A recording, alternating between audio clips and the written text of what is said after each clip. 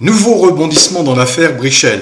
En effet, je vous le disais dans ma précédente vidéo, il faut s'attendre à des remous, à des vagues, à quelques tempêtes à venir.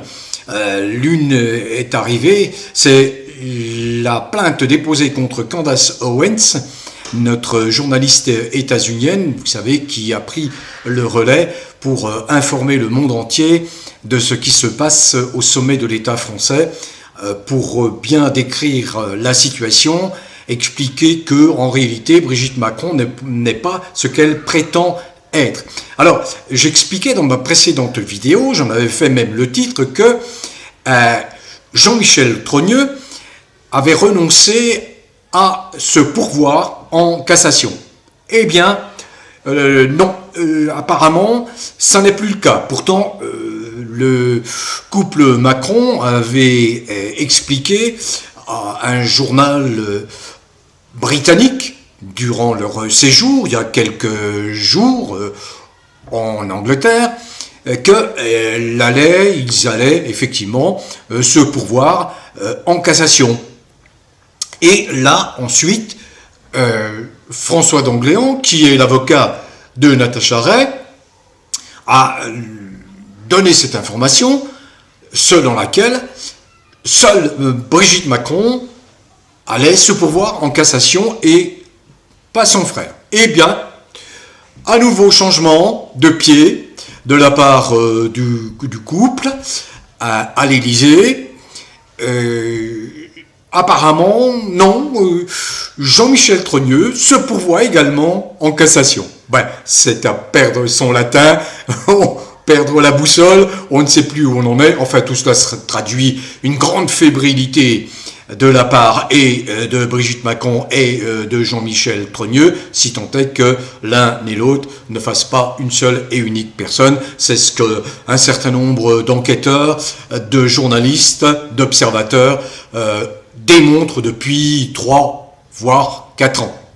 Donc, je vous donne cette information parce que cette information a été communiquée il y a quelques heures par François d'Angléan. Non, en réalité, Jean-Michel Trogneux se pourvoit bien, effectivement, en cassation. Affaire à suivre, avec une pointe de sourire, quoi, d'humour, quoi. Franchement, ils ne savent plus comment se dépêtrer, comment se sortir les pattes du filet, c'est comme ça, quoi. Ils sont pris au piège. Vous savez, les mensonges apparaissent tellement énormes. Et puis, il faut aussi expliquer que, timidement, mais réellement, quelques titres de la presse, vous savez, reconnus par le régime macronien, cette presse reconnue par le régime macronien, commence à parler un peu de cette affaire. Oh, timidement, ils marchent sur des œufs, ils n'en disent pas trop. Mais néanmoins, on voit quelques-uns qui se risquent à lâcher quelques informations sur cette affaire Brichel. Alors, je conclus, je ne veux pas être très long.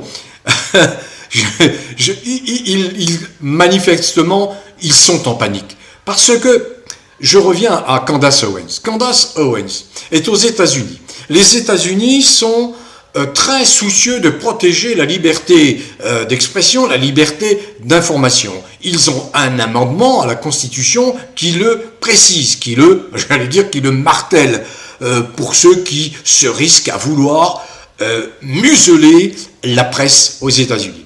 Et voilà. C'est de l'inconscience, à mon avis. Ils perdent de pied, les Macron, là. Eh bien, ils attaquent Candace Owens.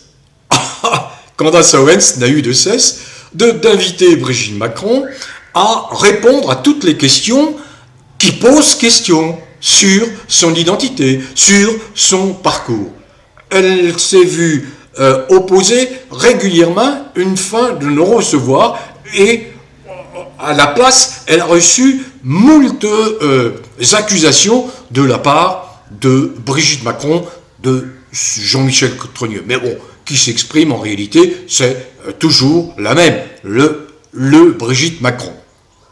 Alors il est bien évident que dans l'État, dans le Delaware, la plainte a été déposée par un avocat états-unien, et donc cette affaire va être instruite dans cet État.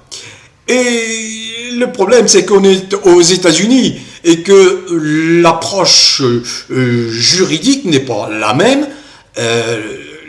que notre approche juridique.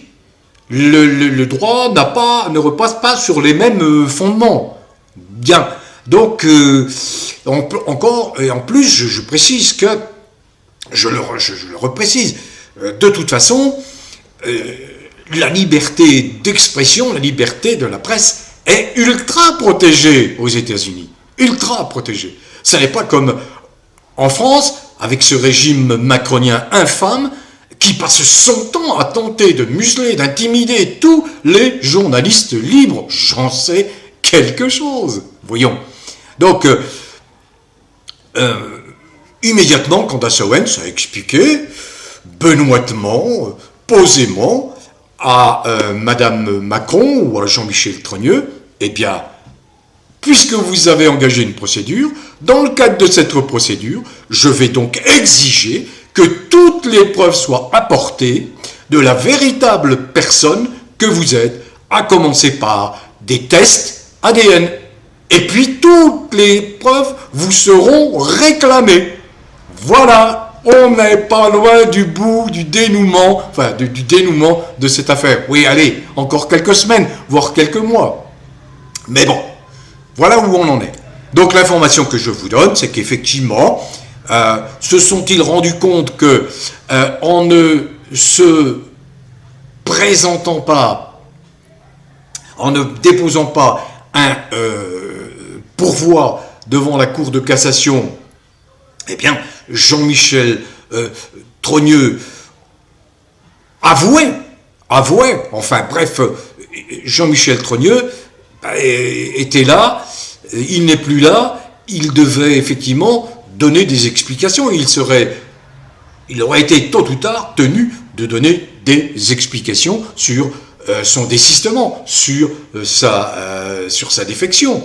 Mais de toute façon, le problème, effectivement, c'est que maintenant, il va devoir faire face à la Cour de cassation, qui est l'autorité suprême, l'autorité judiciaire suprême en France. Et la Cour de cassation a tous les moyens d'exiger de ce Jean-Michel Trogneux qu'il prouve son existence réelle.